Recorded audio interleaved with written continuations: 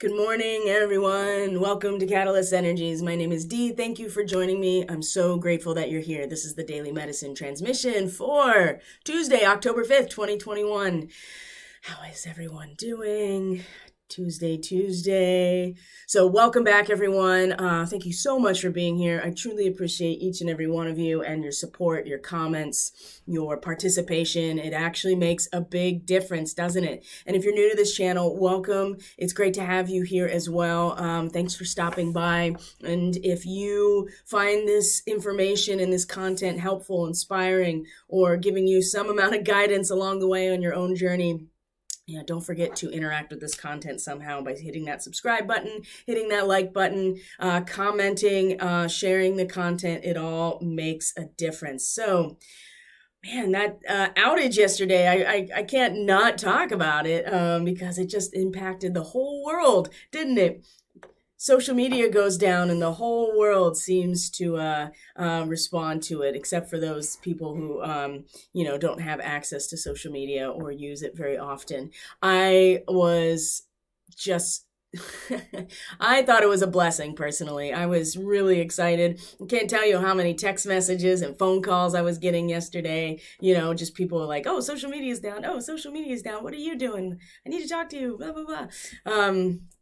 Which was great because I had to get another phone because I got to a point where I was like, I'm done with this cell phone. I'm done with it. And then a day later, I dropped it and it died finally. And I was like, yes. And I was like, okay, this is my chance. I'm gonna get a flip phone, no contract. Maybe I'll even get a landline. I'm just tired of the cell phone. And my mom kind of freaked out a little bit. She's like, oh no, what would I do without having instant access to you? And I said, okay, fine. So she gave me an old iPhone. So people calling and texting was great because I had none of my contacts came over to, because I had an Android phone. So nothing came over to the iPhone. So that was really great as well to have all these people calling and texting when I really needed their number. So I really appreciated that on a personal level, but so interesting that, and regardless of what it was that happened, we're not going to know the full story anytime soon. Whatever it was, did you notice? Oh man, it just felt like the time wave, completely relaxed after that happened. It was just like everything has been so compressed and moving very quickly. And the Schumann amplitude over the last couple days had been just these amplifications, right? Kind of like a code almost. And the frequency itself was very erratic and moving around. And now it's just at its baseline. It's so mellow right now. And we're at our dark moon. Tomorrow is our new moon. So we're also at the darkest period, the balsamic moon. She's moved into Libra today. So all of that Libra energy is really strong right now, and we'll talk all about that. But did anybody else notice the time, relaxed and expanded considerably since that happened? Take that into account. So much more time, obviously so much more time in your day when you're not engaged with social media on a regular basis, but it felt like just more time in general. In the experience that we're having, it just everything relaxed and expanded. So take that into consideration, regardless of the meaning behind it, who was responsible, what was happening. Take note of what it felt like for those amount of hours when global social media, Telegram was just fine, YouTube was just fine. But those social media apps, right? Instagram, Twitter, Facebook, WhatsApp, even Signal, all of them just went dark. And it really made an impactful difference. You can feel the difference. Now, what's happening on the other end of that, I'm not privy to. I'm not going to say. But wasn't it interesting that we had that trine yesterday with Black Moon Lilith at the Pleiades, the Moon in Virgo, in a trine, that grand Earth trine, in a trine to Pluto. So today we're gonna review the degree that Pluto is at right now in Western astrology, so that we can go back over what this particular degree and its archetypal reference really means and stands for, because Pluto will be stationing direct tomorrow along with the Libra new moon. So I want to go back over it so we can really wrap our heads around what this particular symbol refers to, this degree that has its own signature and its own resonance along with it, just like every other degree in the 360 degrees of the zodiac. So we'll talk about that when we get to the astrology. Of course, we'll do the reading. And there's not much to show you in terms of space weather, right? It's been pretty quiet on the sun. There hasn't been a ton of activity. The solar wind has really come down in its speed. Like I said, the Schumann is just baseline right now, baseline in amplitude and frequency, just mellow. And in order to indulge our creativity and our imagination today, the outage yesterday was such an opportunity to feel the difference, feel what that's like, feel like what it's like to have time expand, to have access to energy that gets, that we get pulled into the distraction, right? And then we get pulled into all of the all of the energy. I keep using that word and I really don't want to overuse it, but you get caught up in all of the swirl of it all. And so take note of what it felt like to not really have access to that and to feel what that feels like, because I do see us at this very still point right now. And it is a moment where we can really find and indulge our creativity and our imagination, as the title of this transmission suggests. And we can only do that if we let go of all of the distraction of the social media weapon, right? I mean, that is there to be ultimately a corralling device and a information gatherer. So, and it also is a time thief.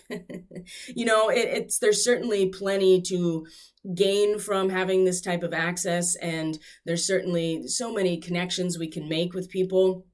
But it's important that we feel the difference with that chunk of time and space that we were forced into not being, engaged in the virtual world. And I just think that the trine with that grand Earth trine with Black Moon Lilith and the moon, and then Pluto retrograde, was very connected to this in terms of what are we holding on to, what are we letting go, what is for the sake of everyone, the cultivation of natural energies that's for everyone, right? Not just for our own benefit, but there is a part of us with Virgo, of course, that we are doing our own bit, our own part in the larger collective process where we surrender to ourselves. And then having this very, very foundationally supportive grand Earth trine, with Pluto involved, that is pulling away all of the threads that have made up this beautiful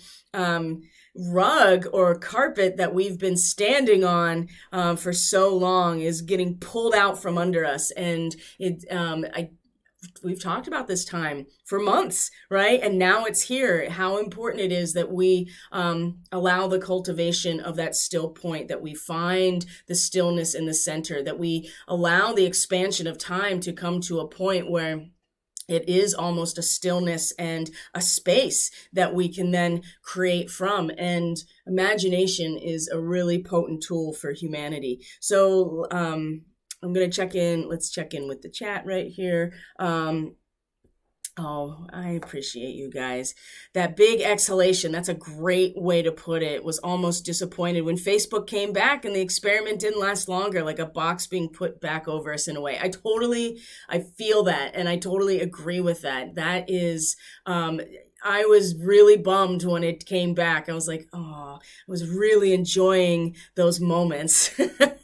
And it did seem like an experiment. I'm sure that what was happening on their end was less of an experiment and more of a huge data dump, or something to that effect. I'm not exactly sure what happened, but the outer layer of it, the sigh of relief at this potent time cannot be overlooked in my opinion, right? So that's a really great way to look at it. So let's get into the reading here so that we can kind of anchor some of this energy into something symbolic, right? Which is really the connected to language, and language is the way that we communicate our experiences and connection in this life that we're living. So here's our reading for today, and you can see the big exhalation, honestly, with this Eight of Cups, right? So here's our causal factor coming into the moment, the Eight of Cups, Saturn in Pisces. Now, we've talked about this before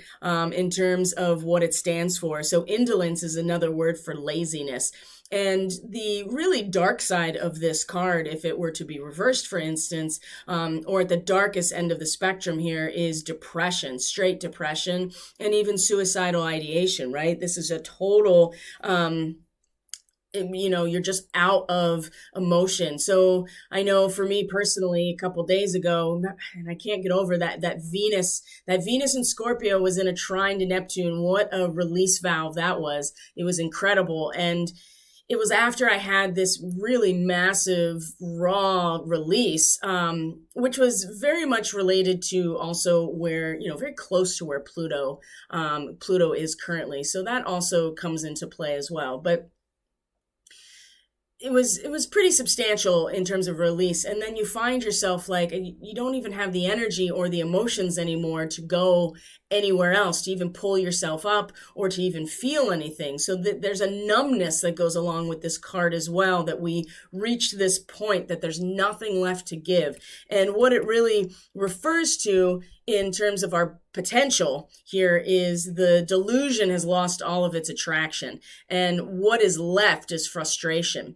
So we really need to hear the call here and wake up, right? Come out of the bog of the numbness. And we're all numb in our own way. We're all bypassing in our own way. We're all kind of living in a fantasy in our own way. And I will explain here the difference between indulging your imagination and daydreaming even, and numbness, right? The intoxication of delusion, because those are very different things. They can be the same thing. You can use one for the other. It's very easy to get caught in a loop of fantasizing and daydreaming that goes nowhere and is not rooted in anything. And as a person with Neptune in the 11th house, boy, oh boy, this is something I'm very familiar with, and I spent a lot of time bypassing reality in this way, because the broad humanitarian ideals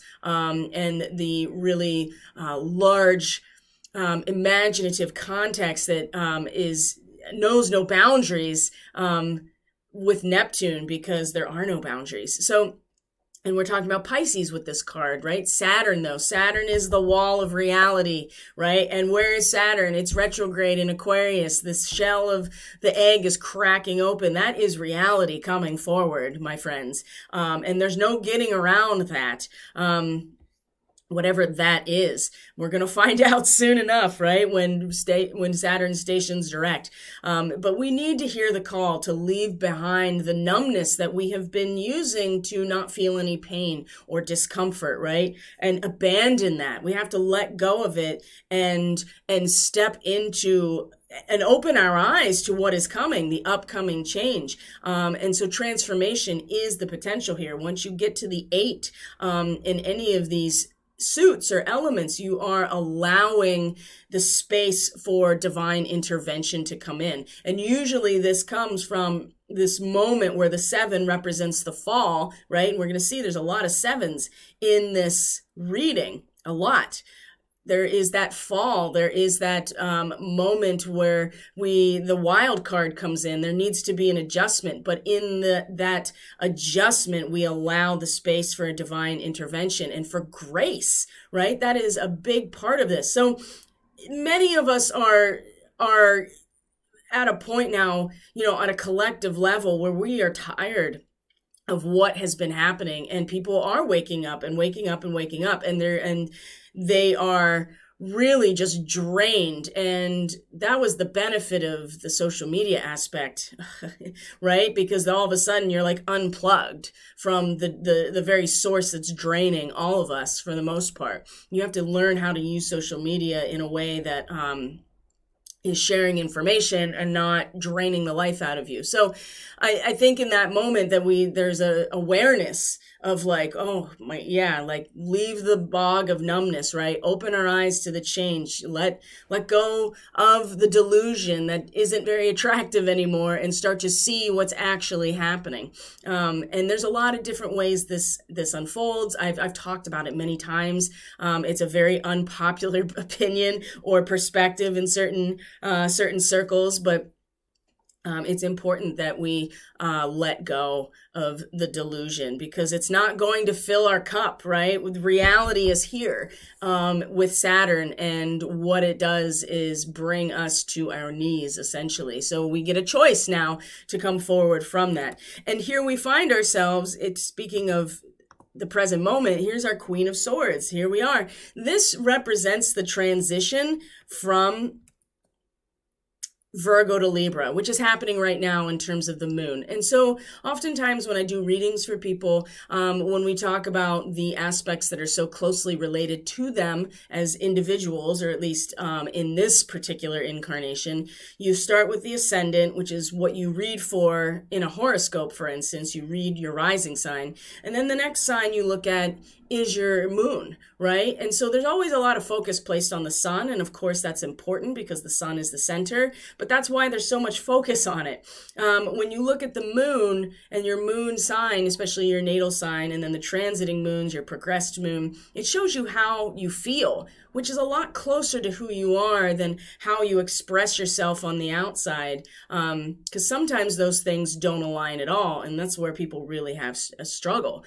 So when you look at the moon, it really does point to more of who you are, because it's more about how you feel and how you feel on the inside, and what's going on in the subconscious, which is really where creation comes from, is in the subconscious realm, not in the conscious mind. By the time it gets to your conscious mind, it's already been embedded in an energetic template in your subconscious. So this is why it's so important to get into the subconscious, into these deeper layers, and do the work hacking your own shadow so it's not hacked for you and then you're led away.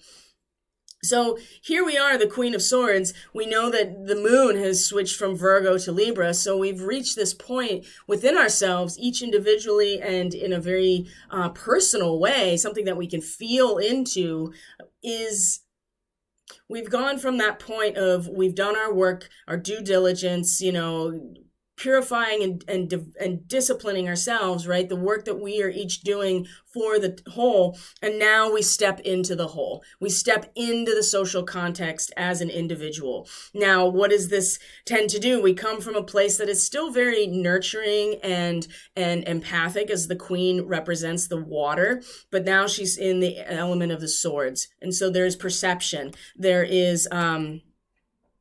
There's perception, there's sensitivity, there's a sharp wit that goes along with this individual. And the ability to transform and reflect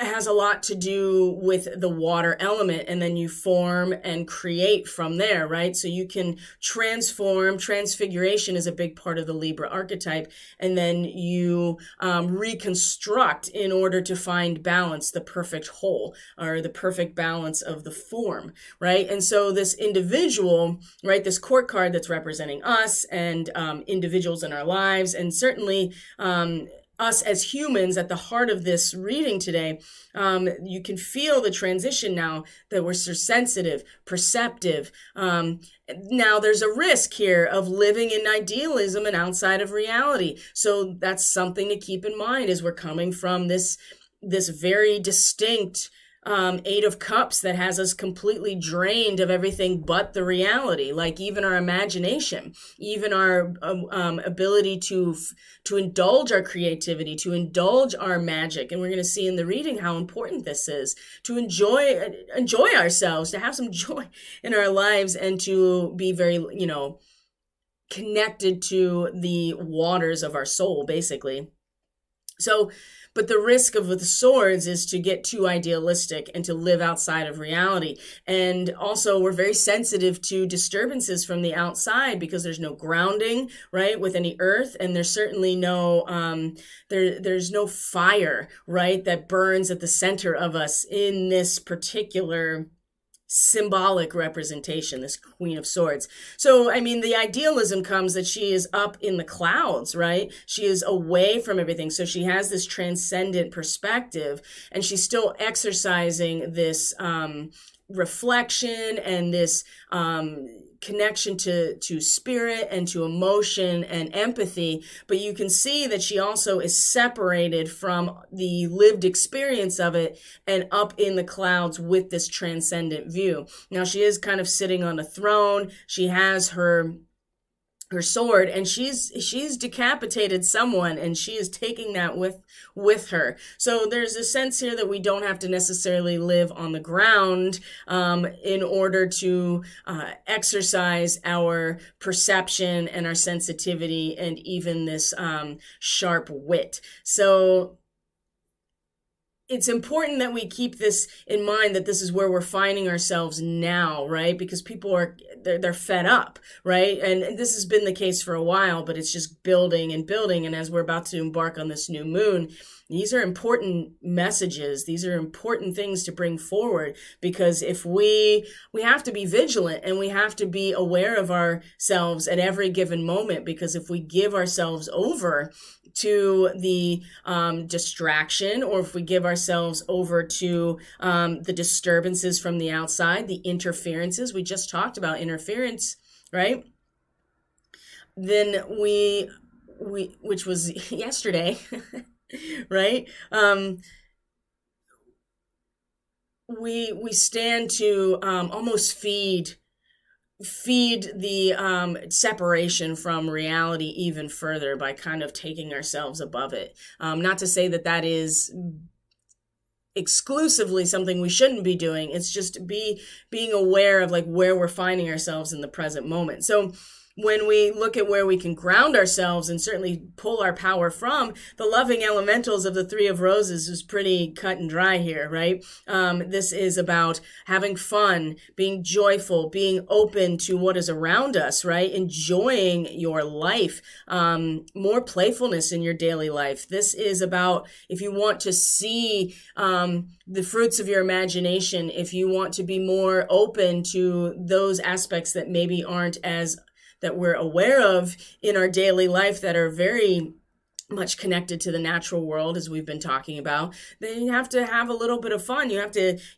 bring this childlike nature back into the fold, which is not the Queen of Swords, right? She's very serious and rigorous in some ways, right? She's got an agenda as she moves from Virgo to Libra, right? It's all about the social context now, and we can't necessarily afford to be playful. That's what this card is representing. So keep that in mind, that we still want to connect to this part of ourselves. It is the Queen. So there is still the water element involved here. And we don't want to get so wrapped up in the air aspect that we lose sight of the water, because we are drained. That is for sure.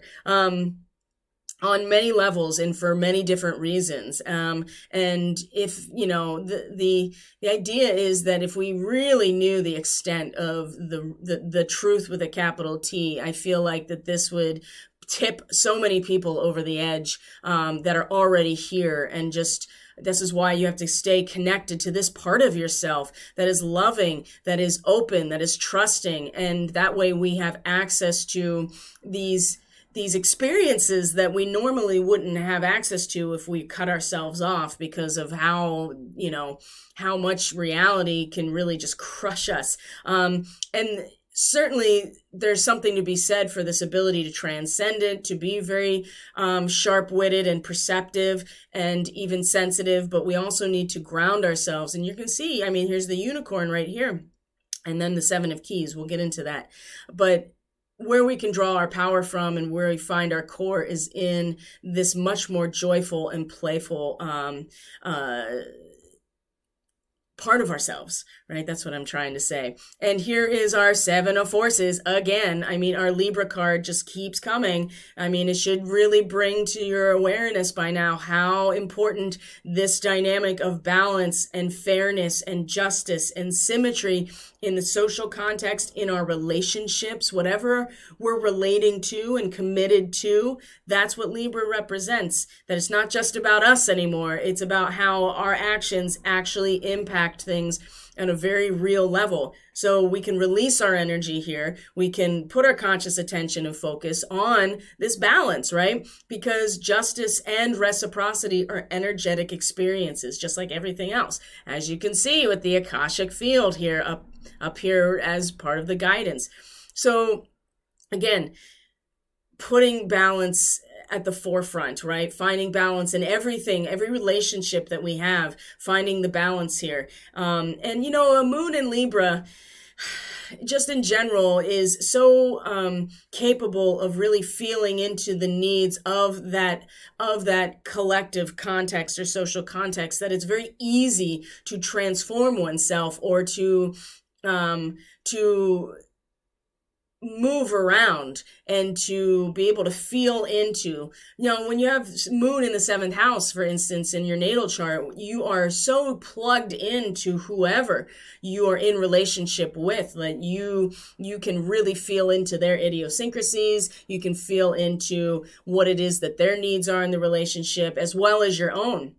But when you have the moon in the 7th house, that energy is so much more or best used when you are putting your sensitivity towards the relationship itself and not the other party, because it's not the other party, it's the relationship, it's the balance of the form that needs your attention and nurturing. So again, take that as an example of how to bring this about, because the 7th house is the Libra house. So the moon is transiting into Libra, the 7th house, for all of us right now.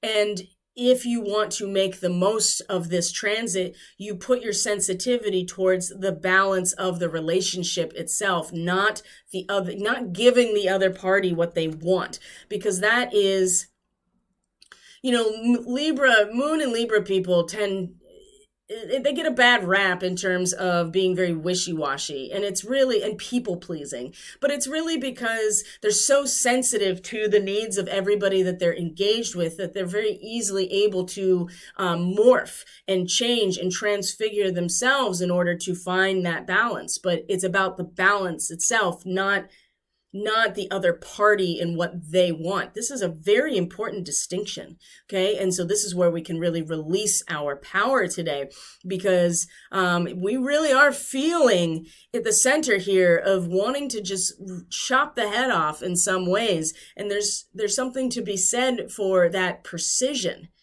But at the same time, we can't lose access to our own emotional content either, and our energy. And that's important to keep in mind, because where things are headed is this 7 of Wands. So we're going to start unpacking the whole 7 issue right now, because it's 3 different times in this reading: the 7 of Forces, the 7 of Wands, and then the 7 of Keys. These are all 777, right? This is a trifecta of, being able to, 7, 7, and 7, right? 7 plus 7 plus 7 is 21. You break 21 down, it's a 3. So we know that in this way, numerologically, we're finding some real strong activation, but it's coming from a fall, right? It's coming from an adjustment that needs to be made. It's coming from that wild card energy that brings about the fall from grace. Now, the 7 of Wands in particular is valor. Now you see this and you're like, okay, there's a bunch of wands behind this one wand that is pretty beat up, right? A lot of notches taken out of it. It doesn't have a head on the staff at all. It looks pretty basic. It looks pretty what's the word I'm looking for? I mean, it's very natural in its state, and it's not glorified. It doesn't have all these like I said, doesn't have like a head on the staff, and it's not decorated. It's very, very basic. And the idea here is that we're facing something that we're not actually ready for. Okay. Mars in Leo, though, this is what it represents, that this is a fall from grace, but there is a will to struggle to survive. So even in the face of some sort of fall, some sort of wild card, some sort of unexpected twist, a situation that is stronger than us that we have to face up to is giving us an opportunity to overcome the opposition, to be initiated through this rebirth process. It brings courage to us. I mean, Mars is a pretty standard courageous figure because it is the part of ourselves that finds the courage to actualize our own self, right? And situations that at first seem hopeless are really the opportunity to step into our courage. And we just talked about this yesterday with Archangel Michael, a channel of divine power. So we are facing a situation that is seemingly going to be more than we can handle, right? And a fall from grace, but there is a struggle to survive. There is a fire. There is courage here to step into this fight, right? And so that's something to consider as well, because of, part of it too is, again, we are in this bog of numbness. So the only way to really have the will to survive is to snap out of it. Otherwise, you just as easily roll over and be like, I'm done. And many people have done that. Many people will do that, right? Everybody has to make their own decisions because we live in a free will universe. And so what you do with this is up to you. But it is presenting itself as these potentials right now. So when we look at our guidance for this situation. And keep in mind, Pluto stations direct tomorrow, right? We have a new moon in Libra with Mars attached to it, right? In a conjunction, all of it in a quincunx to Uranus, right? So just know that things are setting, cosmic cycles are set up mathematically and geometrically to provide opportunities, right? I mean, a quincunx to Uranus from the whole complex of Mars and a new moon, which is this conjunction of the sun and the moon, all in a quincunx with Uranus. I mean, that is a 7, 7, and 7, right? All three of those are representing opportunities to adjust ourselves in the face of a very large shift that is, especially with Uranus, really radical reorientation, forces individuation. It turns everything on its side in order for you to have a different perspective so that truth becomes more available to you. So, wow, that just was like, whoa, where did that come from? Okay, so let's look at our guidance here. And we're going to bring the 7 back in. So the 7 of keys, this seems to be kind of counterintuitive at first with this 3 of roses. And then of course, we're going to see the unicorn, this indulgence and fantasy and playfulness and joy and imagination, all of these things. Remember that the unicorn in some ways is like, Capricorn is the mountain goat or the sea goat, right? There's a magical characteristic here to Capricorn. Then the unicorn, right, is also part of the Capricornian aspect. And so we'll bring that in because there's something very singular at the top of the chart, right? Capricorn is the 10th house. It's the midheaven. It's the zenith, right? Look at him, the zenith. He's at the top of the mountain. So keep in mind that we are on this pathway of ascension or awakening, or we each are on our own journey. Notice this person is alone, right? There's certainly a support team, I'm sure, and people that have trained this person. And this person has family and friends and loved ones that have supported his training and his process. But ultimately, we each have to make this journey up the mountain on our own with actual effort, right? And so it's not going to come easily. And it's certainly not going to come by just wishing it either. But the imagination that this person had of them visualizing themselves at the top of this mountain was what eventually led to the reality of this person at the top of the mountain, right? This person didn't make this ascent without at first imagining it and visualizing it and feeling what it would be like to make this ascent. Now, this is where daydreaming and fantasizing and playfulness come in to play with this process. Okay. So when we talk about the unicorn, we're talking about indulging your creative and imaginative side, your magical side through what? Artistic expressions. This is our way of creating without physically creating through procreation, for instance, right? We create, which is really just bringing into form what already is and exists, right? Because it's all here.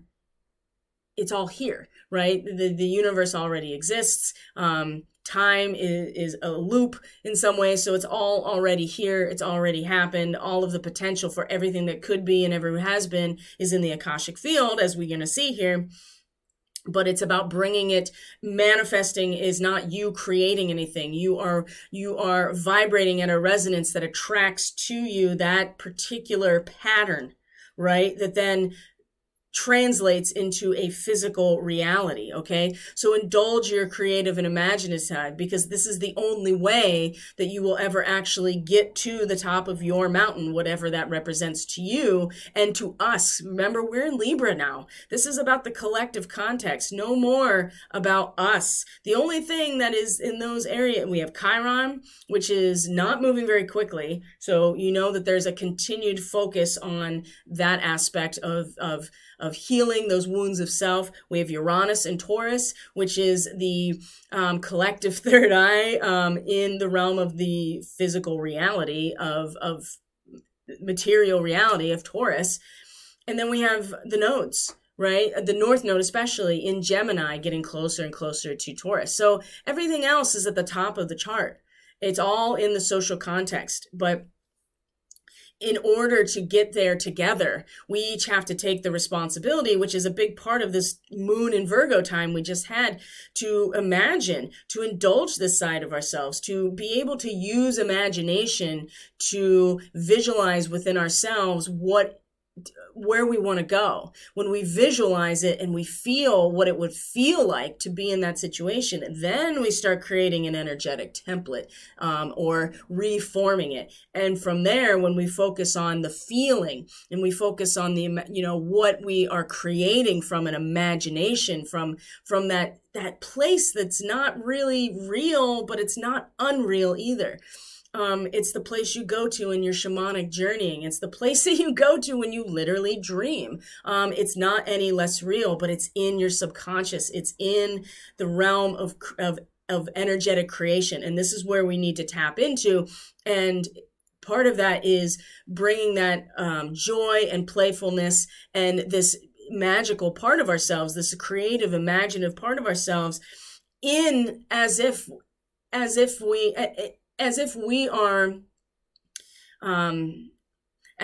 it is fueling our pathway up to a pinnacle point. So there is a lot of Capricorn energy. And remember, that's where Pluto is, right? Pluto will station direct tomorrow in Capricorn. So it's going to start crumbling around us what is already here. So we need to be able to visualize and feel within us where we want to end up. And this is where it gets interesting, because this does not mean that you don't address what actually is, right? Which is this.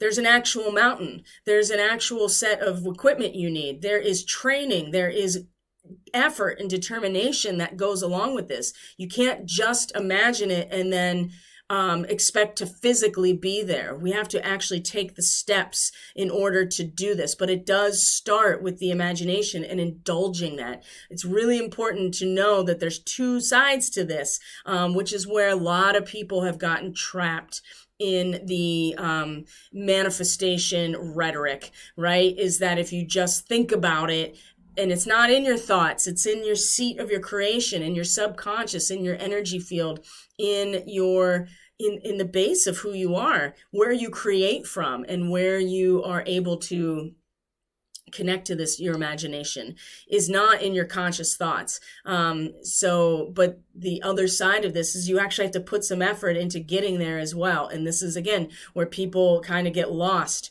in the rhetoric of manifestation, because they think that if they just think about it, and they think about it long enough, they'll get it. And you actually have to put some effort into creating these scenarios for yourself in reality. This is kind of what it actually means. So when we look at where we release this energy, though, now here's the goose. Take time to rest and recuperate rather than striving. That's very interesting, considering what we just talked about, how at the base here, we have to realize that this process does require that we put some effort into things. And that in order to manifest it materially, you actually have to take real material steps in order to actualize what you're imagining. Now, this is more about not pushing, right? Not pushing and pushing and pushing it to happen, but to really take the time. And this is what this new moon is really about. It is about finding that still point, finding the rest, finding the ability to digest everything that you have taken in so far in terms of your conscious awareness, in terms of what you are releasing, in terms of your energy, what's coming, what are you aware of? What are you consciously focusing on? How are you releasing this energy as a contribution? In order to find balance in this context of social context, right? And especially with the moon in Libra, you don't want to push. You don't want to push. You want to find the still point within you. And this is going to be growing over the course of the next month, because this is the pinnacle here of the new moon. Okay. And along with that, we have the one of forces, right? The Akashic field. So everything that ever has been and ever will be exists in this field of potential, which is where Neptune really represents right now. And we're going to get into that with the astrology, because it's so set up for us in so many ways. So your life force resonates with the universal rhythm. When that happens, what your life force is resonating with will then start to be attracted, right? You will start to harmonize with it. And this is why when people are, if you are not acknowledging what is happening and then making your visualization from there in order to make change, and you're just focusing in your mind on what you want, but not really acknowledging what is at the same time, then you're not really going to get anywhere. You're just kind of recycling old air.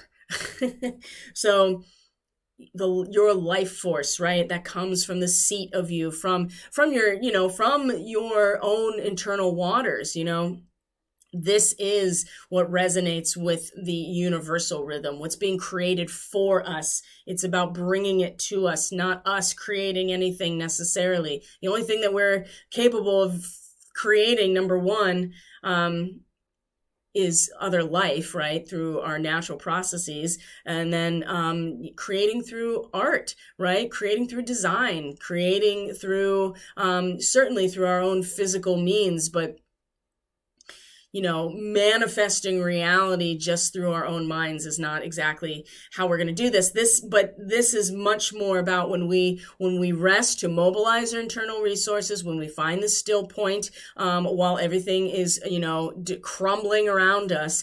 This is how we're going to attract in that peace and that contentment and a sense of belonging and a sense of calmness in the storm, right? That's going to come from our ability to stay in balance and to recuperate, find some respite, find an ability to digest everything that you've taken in over, especially the last 18 months with the North Node in Gemini. So, and just the nodal axis in general being very much about the mind and the higher mind. So it's coming from this infinite field of potential and will vibrate with us as long as we are finding the attunement to that natural rhythm of what's being created for us. But that doesn't mean that we don't accept what's happening right now. I think that that's been a big, there's been a lot of distraction, intentional distraction, to keep us from acknowledging,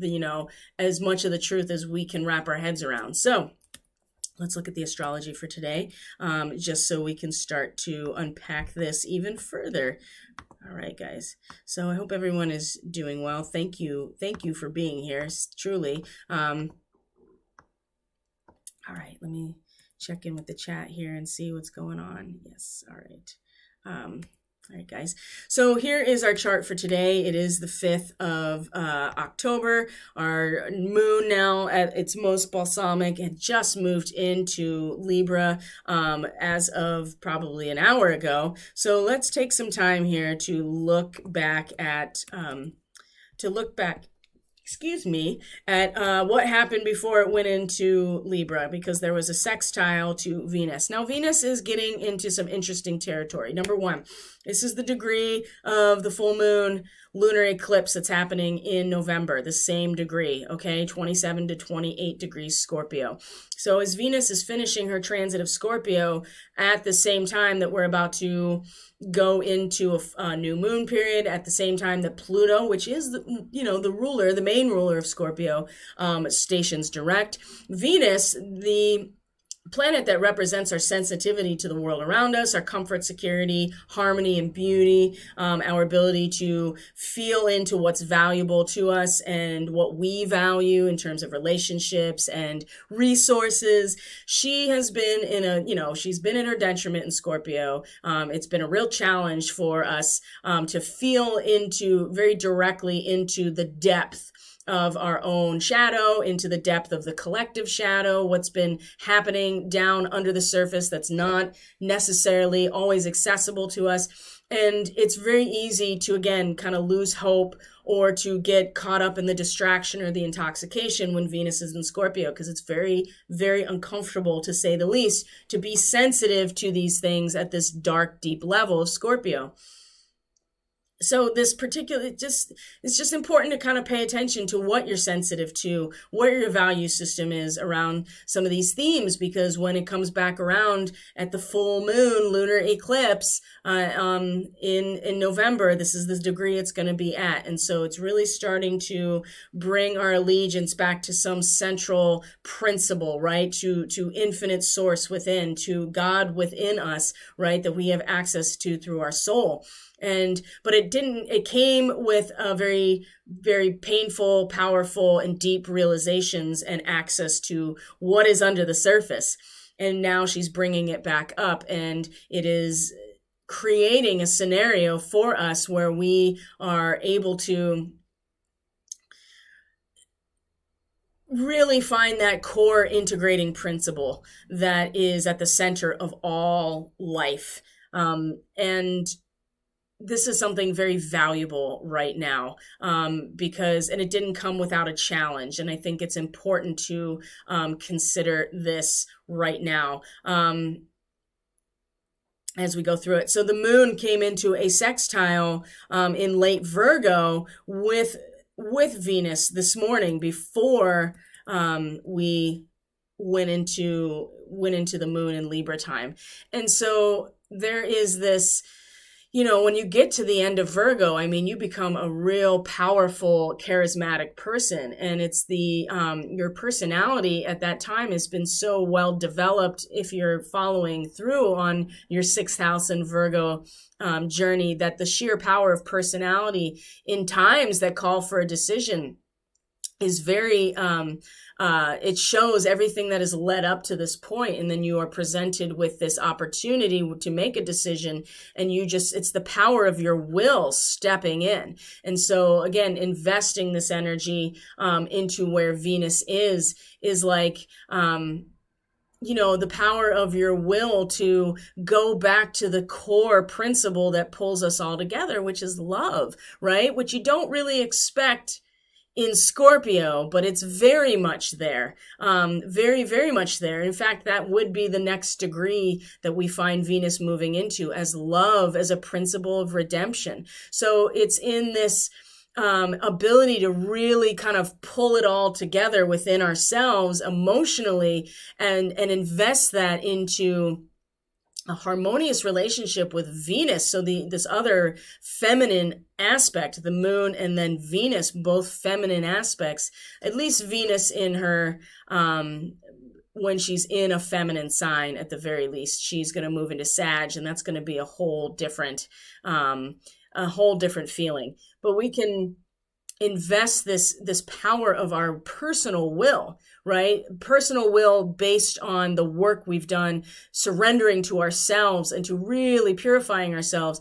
And we can invest this into the experience, this feeling experience of getting back to this core integrating principle at the center of all life, which is love. Absolutely is love.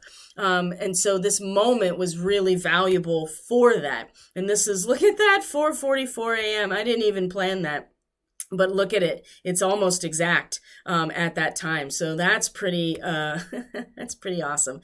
So then we have the moon come into Libra, and in the meantime, there's these two quincunxes that we're going to talk about. Speaking of number 7 and adjustment opportunities, first we have Mercury in this quincunx to Neptune retrograde, and both of them are retrograde, especially Mercury talking about retrograde in Libra, and this is, part of the Libra dynamic is wanting to apply what we've learned about ourselves to a process of balancing out the social relationship, whatever that relationship is. And part of that is that those who have reached a point where they have accessed the infinite through their own process in Virgo, they eventually get to a point where they want to give what others are thirsting for. Now, Mercury is retrograde, and so there does seem to be this turning of this focus, and we've talked about this already with Mercury retrograde, especially because it was retrograde at Arcturus.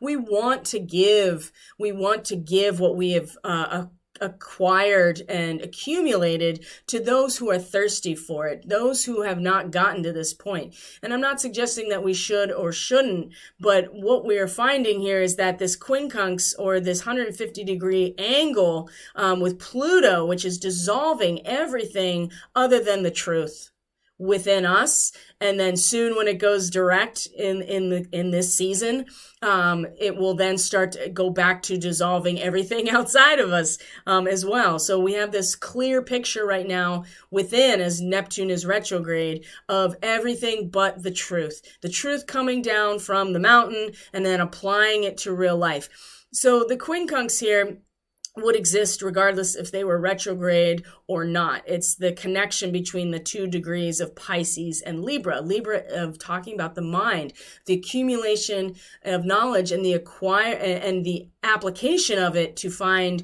social reciprocity. The way that these things don't fit is that Pisces is direct experience of all there is, right? It's back to the transcendental experience. And so we're going to have to figure out in this moment, how do we apply these things to ourselves? What part of ourselves is thirsting for more, that we can give something from our understanding and accumulation of knowledge that we've gotten so far, right? How do we give, especially because Neptune in Pisces is access to the unending waters of the ocean? How do we take that water of the ocean and apply it to, or even make adjustments to then give it over to the part of our own mind that is thirsty for newly acquired information? Maybe, and there's something innocent about it too. There's something, again, very childlike and innocent about this, right? Of this app, because this is very serious, right? This again, direct access and experience of truth, right? Within our very soul. And this is much more about how do we take that and transmute that in a way that allows us to make it palpable to our mind, and turn it inward to our own mind, our own parts of our mind, because it's really tempting to want to externalize all of this for other people. And this is where I think we're going to get trapped again, and this is why this social media blackout yesterday was so valuable, even if we don't know why it was happening. the potential that it gave, and the beautiful expansion that happened was such an opportunity. And we can take that and apply it to this quincunx that will be kind of uncomfortable, which is why transmutation is possible, because if we try to fit them together, they won't. So we have to adjust ourselves in some way in this process. We're also going to see that the sun is in a quincunx, comes into a quincunx with Pallas Athena as well, and then we'll come into the quincunx with Uranus tomorrow. We'll talk about that tomorrow. But also in a quincunx to Pallas Athena, which has been bringing our own strategy for our role within this larger context, to find that part of ourselves that's been consecrated because we've done this before, right? And it's preserved and it's shown, and it can be an example for other people. And the moon at this point, which is really, or the sun, excuse me, which is really what inspired the imagery for today's transmission, is children blowing bubbles, right? Again, our imaginative play. It's important that we are able to come together and play and to utilize, again, our imagination in order to be able to visualize where we want to go. It does start in the imagination, and it starts with a playfulness and an innocence almost. And it does have a quincunx again to Pallas Athena, which is way more masculine in her presentation in terms of wisdom and strategy in war.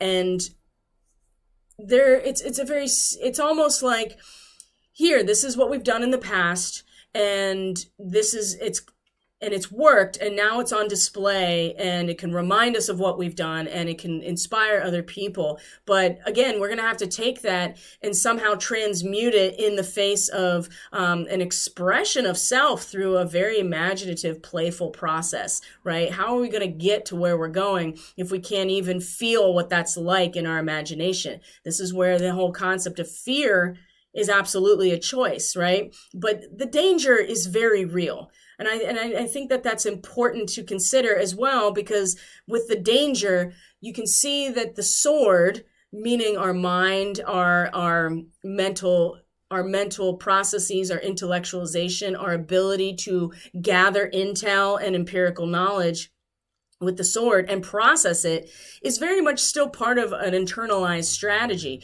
And so how do we keep a hold of that while at the same time allowing ourselves to really find our expression, our creativity through the imagination, right? We don't want to let either of these aspects go. We want to transmute them into something new. This is a very, again, incredible opportunity today with this quincunx. So then the moon comes along throughout today, and number one has a trine to Rahu, which means there'll be a sextile to Ketu. So she's going to be in a trine to her own nodal axis here, and the dawn of a new day reveals itself. The third degree of Libra is the balance of the balance, right? It is when things are transfigured and changed around and you find perfect form and balance, it releases new potentials of something new. Just like in Libra, it's the time where the seed is actually shown for what it is before it actually comes back around and is planted and it is the version of new life. So in this moment of Libra, the perfect form, the seed is shown for a minute. The hidden seed is shown for just a moment, the seed that will be the next cycle as it comes back around. So in this moment, we see the potential for the future. And so the third degree of Libra in particular is about the dawn of a new day, reveals everything has changed, right? So we feel it within us, and it's in this trine to our soul's karmic pathway where we're being led to. And it's very much about the intellectual crystallization of dual concepts, right? Whereas the South Node in K2 is very much about the ritualization of conflict and the two people sitting at the chessboard. So we've already done this. We've karmically mastered this at a soul level. And this is what's providing us the momentum forward. But the direction we're heading is still very much about the individual consciousness, and slowly but surely getting to a point where we're connecting directly to feeling-based experiences and the natural world.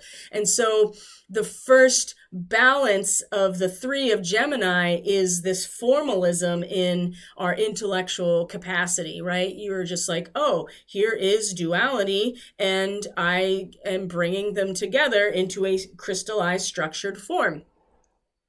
And so we're heading in this direction, right? We're being pulled in this direction to really be mindful and to master, the development of our consciousness as we're moving backwards in this soul journey. It's kind of regressive naturally with the nodes, but the moon has us realize that at the same time that we see the potential forward in that, intense crystallization of intellectual concepts, right? There's not a lot of room for fire or activation or feeling. It's just simply you're bringing these mental aspects together and forming a very, very strong and firm structure of these dualistic concepts. So, but within us, in this moment, we realize that this is taking us to a new place. And then we have the moon come into a trine with Saturn retrograde, which we talked about already many times with this cosmic egg that is busting open right now. So this is about the very real experience of that new potential, right? Is the woman that's feeding her chickens and protecting them from predators or the hawks at the same time. And it's the need to face antagonism of powers of darkness as one attempts to feed the mind of as yet helpless and frightened apprentices. So if we think about this within our own selves, we kind of go back to the degree that it was in trine to Rahu, right? Which is 3 degrees of Libra. The dawn of a new day reveals itself. And as we continue on through the unfoldment of the sign and the spiraling of it, so you come back around, but then you're in a different space. You come back around and you're still in a different space relative to where you started, but you're still in the same, the same longitude, I guess. You can think of it that way. So you come back around to familiar territory, but now you're in a different place. And so, but part of that is you actually have to live the experience of feeding one part of your mind and protecting that new part of your mind. And the trine to Saturn, right? Again, this is a very harmonious and structurally sound connection, is the fact that the antagonism seems to be coming from this egg that's going to be bursting forward. And not to say what's in the egg, whatever's in the egg is all in all the predation, right? It's what we have to fight against. But because of this emergence of this new potential, we do have to accept that it will bring about the emergence of something new will bring about naturally a new polarization, a new set of potentials that puts us in a position where we have to be very vigilant about it and also nourishing at the same time, right? Sustaining, but also protective in our own emotions, right? And the trine to Saturn is just much more about the fact that it's happening and they are supporting and they're locked into each other. They're getting a lot of traction between the moon and Saturn in this point. And it's just letting us know in a lot of ways, I think, that as we feel the antagonism within us, as we feel this back and forth now, it's very much connected to the emergence of this new version of humanity that we can't get away from, right? That is what Saturn represents, is the wall of time and space and physical reality. You know what I mean? There is something very locked into this, that as long as we kind of embrace in some ways that the fact that it's going to be, we have to protect ourselves, that is going to be accessing new information, right? We're going to get more information, more of the truth that could really compromise our ability to feel safe and secure in the world. But at the same time, we have to also be willing to, and that's the feeding, right? The feeding and protection at the same time from whatever's coming out of this cosmic egg is going to provide. It's just these two things are just locked into place. And so if we are aware of that, I think that we have a better understanding of what to do as opposed to living exclusively in the fantasy and not actually taking the steps to bring it into reality, because then we won't be ready to play this role in the social arena that requires us to participate. Cardinal air suggests that there is movement. There's an application of our knowledge. It's not just having the knowledge. That's Gemini. It's the application of it. So I think that's plenty to work with today. The new moon's going to be a big deal. So we'll save some of the energy and my time and my voice for that transmission tomorrow, because it's going to be pretty substantial. And still point in the chaos makes me think of that picture of Trump sitting with a smile while surrounded by enemies working against him. Oh my gosh, I think about that a lot. And I actually do utilize that whole, that image in my mind a lot, because that seems to really sum it up. And you notice too that a lot of the people surrounding him are supposed to be like part of his team too, or supposedly part of his team. I always thought that was interesting too, that he just like knows, and he knows how to find the stillness, even in, plopped in the center of all of the chaos. So I really appreciate you bringing attention to that particular thing.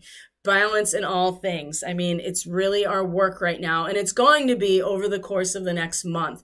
And it's going to be so important as we start addressing the movement forward in all of these larger outer planets starting to station direct, because they influence larger cycles of time, larger cohorts of people, larger institutions and experiences. So they're going to affect lots more of us as we go forward, and as they continue to start stationing direct. Pluto, Saturn, Jupiter, then Mercury, then Neptune, and then Chiron, all before the solstice. So everything but Mercury impacts large cycles, large institutions, and large groups of people, and the collective as a whole when we're talking about Jupiter in Aquarius and Neptune in Pisces. So it's so essential, and we have all of the tools that we actually need within us, and our ability to actually see these things and to be aware of them is really going to help as well. So thank you guys for being here. I truly, truly appreciate each and every one of you. One more day to book the flash sale. I'm getting pretty booked up. So if you want, a reading for this lunar cycle, it may take a little while, but it will also lead us into the next one if I can't get to you for like another week or two and you're still interested in that. So also too, if you're interested in looking a couple months ahead, I'm developing a more of a seasonal type of reading. I've been kind of working on it and beta testing it. So getting that all together. So if that's something you want to see what to expect for the next 2 months leading up to the solstice, that's something that you can reach out and request to. I haven't put it up on my website yet, but if you want to book it and get in soon, then you can just email me directly and we can work it out. So I haven't quite developed a price point for that yet. I'm going to do that very, very soon. I'm thinking like $99 for just a look ahead over the, like a seasonal cycle. So I'll let you know for sure if that's where I stand with it. So, and you guys have a great day. I truly appreciate you. Thank you for being here. I love you. Take care of yourself, all of the things, and I will see you tomorrow for the new moon transmission. Take care.